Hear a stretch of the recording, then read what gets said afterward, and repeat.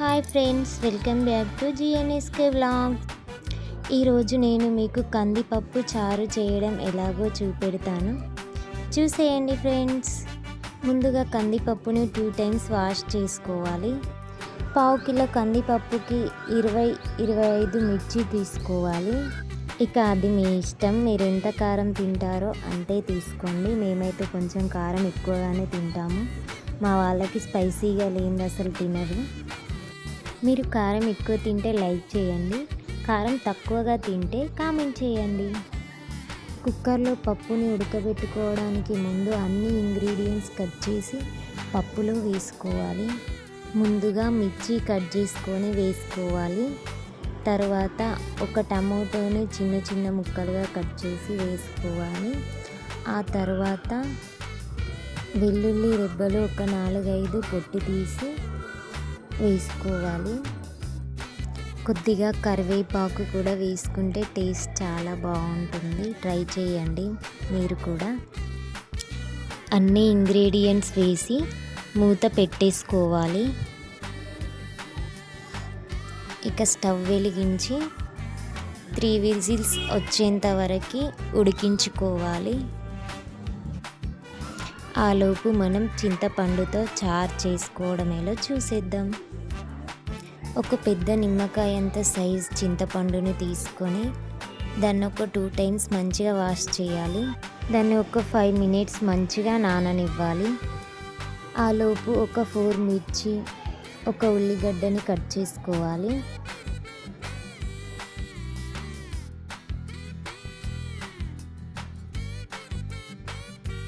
ఆ తర్వాత కరివేపాకు 2 రెబ్బలు తీసుకొని రెడీగా పెట్టుకోవాలి. కొన్ని ఎల్లిపాయ రెబ్బలు పొట్టు తీసి రెడీగా పెట్టుకోవాలి.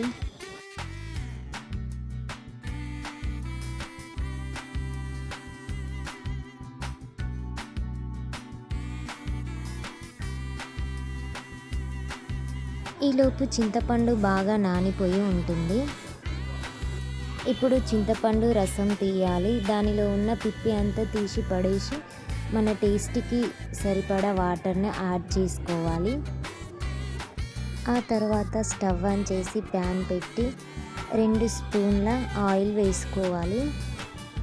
ఆయిల్ వేడయ్యాక ఆవాలు, జీలకర్ర, కొన్ని వెల్లుల్లి రెబ్బలు, కొద్దిగా కరివేపాకు, పచ్చిమిర్చి వేసుకోవాలి. మంచిగా వేగనివ్వాలి. కొద్దిగా పసుపు, ఉప్పు వేసుకొని పోపు మొత్తం చారులో వేసేస్తే చారు రెడీ అయిపోతుంది.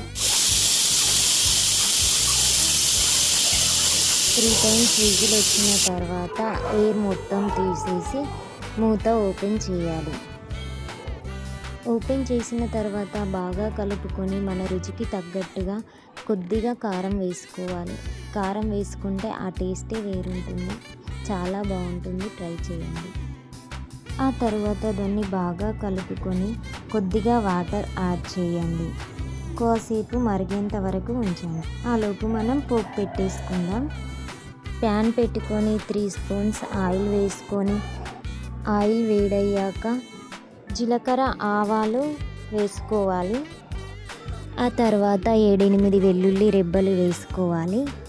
తర్వాత 2-3 కరివేపాకు రెబ్బలను వేసుకోవాలి. పోపు పప్పులో వేసేస్తే అంతే, పప్పు రెడీ అయిపోతుంది. Thank you for watching.